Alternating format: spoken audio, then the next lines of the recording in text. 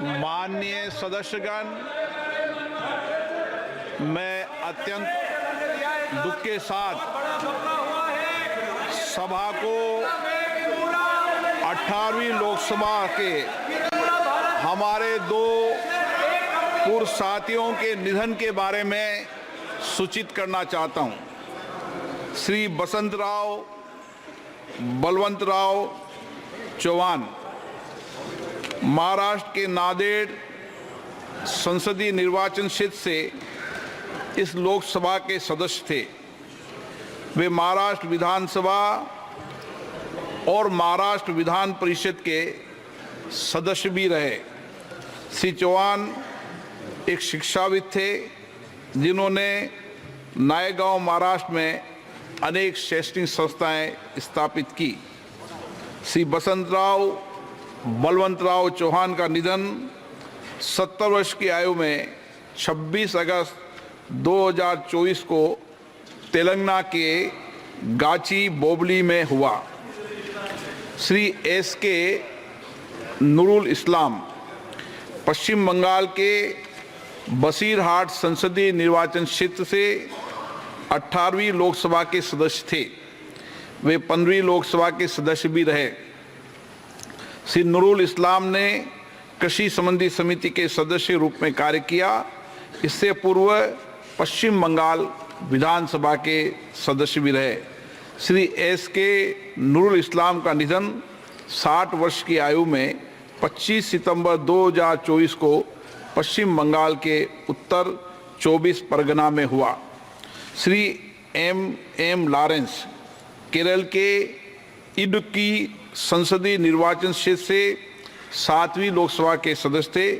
Shri Lawrence ने गैर सरकारी सदस्यों के विधेयकों तथा संकल्पों संबंधी समिति के सदस्य के रूप में कार्य किया। श्री एम लॉरेंस का निधन 95 वर्ष की आयु में 21 सितंबर 2024 को केरल के एरानकुलम में हुआ। श्रीमती एम पार्वती आंध्र प्रदेश के ओंगले संसदीय निर्वाचन क्षेत्र से 11वीं लोकसभा की सदस्य थी। वह आंध्र प्रदेश राज्य विधानसभा की सदस्य भी रही। श्रीमती एम पार्वती का निधन 77 वर्ष की आयु में 25 सितंबर 2024 को चेन्नई में हुआ। श्री हरीशचंद्र देवराव चौहान महाराष्ट्र के डिंडोरी संसदीय निर्वाचन क्षेत्र से 14वीं, 15वीं, 16वीं लोकसभा के सदस्य थे। श्री चौहान ने अनेक संसदीय समितियों में कार्य किया। इससे पूर्व चौहान महाराष्ट्र विधानसभा के सदस्य भी रहे। श्री हरीशचंद्र देवराम चौहान का निधन 72 वर्ष की उम्र में 14 नवंबर 2024 को महाराष्ट्र के नासिक में हुआ। ये सभा अब दिवंगत आत्माओं के सम्मान में कुछ देर मौन रहेगी।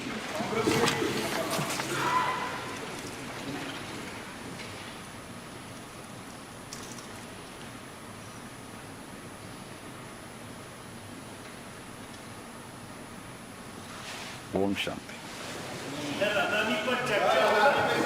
सभा की कार्रवाई 12 बजे तक के लिए स्थगित की जाती है।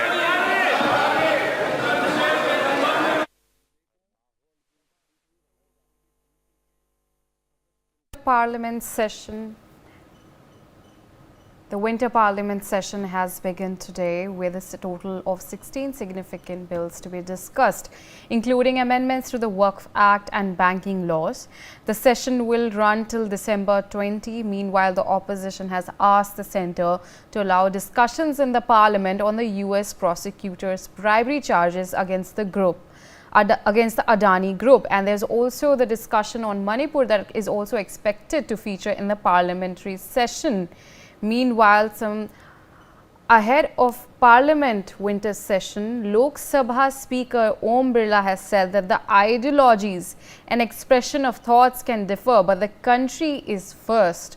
He further stated that people must come together to work for the country. He has also added that differences are the strength of democracy.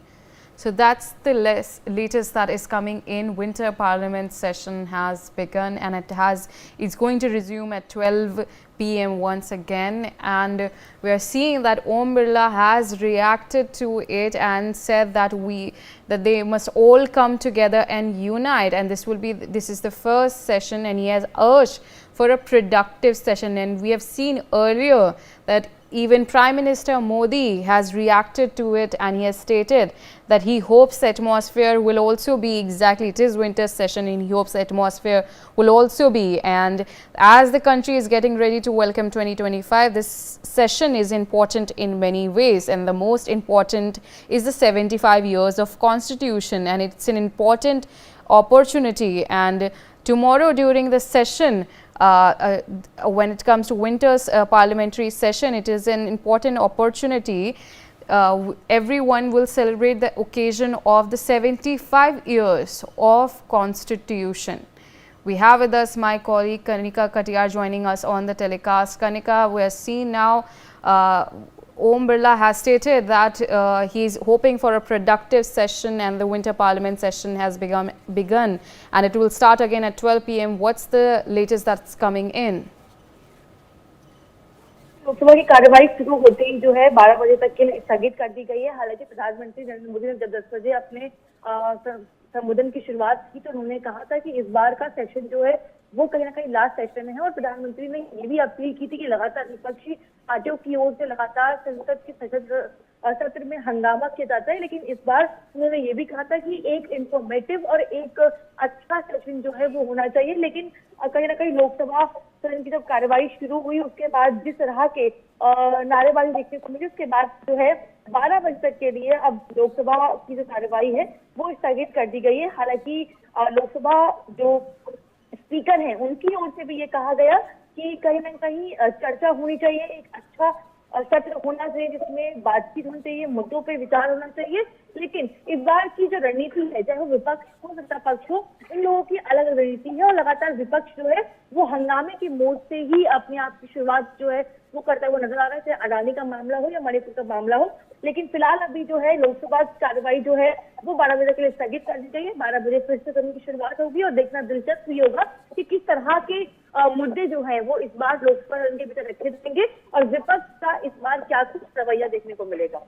Kanika, when it comes to the bills that could be discussed, one of the key bills that is said to be discussed is Waqf bill, and there's also the Manipur issue and the Delhi pollution. That is one of the main issues that could be raised, and another is that the opposition wants is the discussion on Adani Group. So what do you think would be the key issues that could be discussed in the winter parliament session? देखिए, बिल्कुल winter parliament session की जो शुरुआत आज से हो रही है उसमें 3 से 4 ऐसे प्रमुख बड़े मुद्दे हैं जिसको लेकर सत्ता पक्ष और विपक्ष के बीच में टकराव का माहौल बन सकता है। अगर हम सरकार की ओर से बात करें तो 16 ऐसे विधेयक हैं जो सदन के भीतर जो है पेश की जाएंगे, जिसमें से वक्फ अमेंडमेंट बिल जो है वो सरकार लेके आने वाली है। लेकिन अब से कुछ देर पहले जो विपक्ष के तमाम सांसद हैं जो कि जेपीसी के मेंबर भी हैं, उन्होंने लोकसभा स्पीकर ओम बिरला के चैम्बर में जाके मुलाकात की थी और कहा था कि वक्फ वाले बिल का जो टेन्योर है उसको एक्सटेंड किया जाए। तो कहीं ना कहीं सरकार जो है वो तमाम बड़ी तैयारियों के साथ जो है इस बार संसद में आई है, चाहे वो वक्फ अमेंडमेंट बिल हो या वन नेशन वन इलेक्शन की बात की जाए, ये तमाम जो विधेयक है वो इस बार जो है सरकार की ओर से लाई जाएंगे। लेकिन वही विपक्ष की पार्टियां जो है वो मणिपुर का हिंसा का मुद्दा हो या अडानी विवाद हो, इन तमाम मुद्दों को उठाने जाने वाली है, और इसके अलावा सरकार को घेरने की तैयारी जो है वो की गई है। तो ये तमाम ऐसे बड़ी मुद्दे हैं और बड़े विवाद हैं जिसको लेकर सरकार और विपक्ष के बीच में टकराव की जो स्थिति है वो देखने को मिल सकती है। हालांकि विपक्षी पार्टियां लगातार अडानी विवाद को एक बड़ा मुद्दा पेश कर रही हैं और कार्रवाई की मांग भी कर रही हैं। वहीं मणिपुर की हिंसा की बात करें तो लगातार विपक्षी पार्टियों की ओर तमाम जो सांसद हैं, पार्टियां हैं, वो प्रधानमंत्री नरेंद्र मोदी के विजिट को लेकर डिमांड कर चुके हैं। लेकिन इस बार विंटर सेशन में भी मणिपुर हिंसा की जो खबर है या विवाद है उसको उठाया जाएगा और एक बार फिर से विपक्ष जो है, चाहे मणिपुर का मामला हो, दिल्ली पॉल्यूशन का मामला हो या फिर अदालती जांच की मांग हो, इन तमाम मुद्दों को उठाता हुआ सरकार पे हमलावर रहेगा। All right, Kanika, thank you so much for joining us on the telecast. Moving on, some news coming in from Maharashtra. MNS chief Raj Thackeray is set to hold meeting at his residence to discuss